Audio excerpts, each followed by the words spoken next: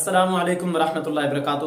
دوستو میں ہوں محمد عرفان اور آپ یوٹیوب چینل دیکھ رہے ہیں ایم عرفان FSD۔ آج جس ٹاپک پہ بات کرنے لگے ہیں وہ ہے، سوال آیا ہے کہ قربانی کس شخص پہ واجب ہے۔ سیدھا آگے بڑھنے سے پہلے ایک چھوٹی سی گزارش ہے کہ اگر ویڈیو پسند آئے تو اسے لائک کر دیں، اگر آپ چینل پہ نئے ہوں تو چینل کو سبسکرائب کر کے ایم عرفان FSD کی بیل ضرور پریس کر لیں تاکہ ہماری ہر آنے والی ویڈیو کا نوٹیفیکیشن آپ احباب تک پہنچتا رہے۔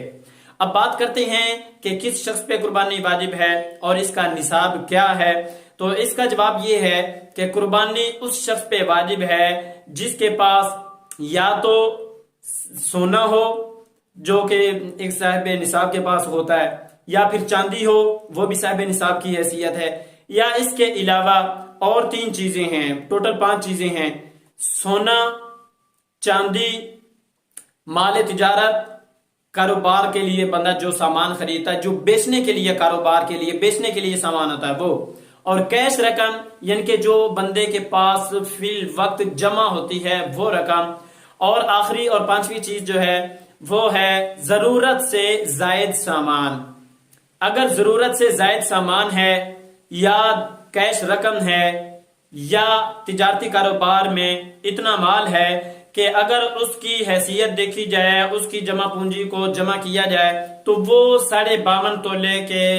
اس کے قریب ہو، یعنی کہ 52.5 تولے تک اگر وہ مقدار پہنچتی ہے تو پھر یا سونا 7.5 تولے سونے پر، یا 52.5 تولے چاندی پر،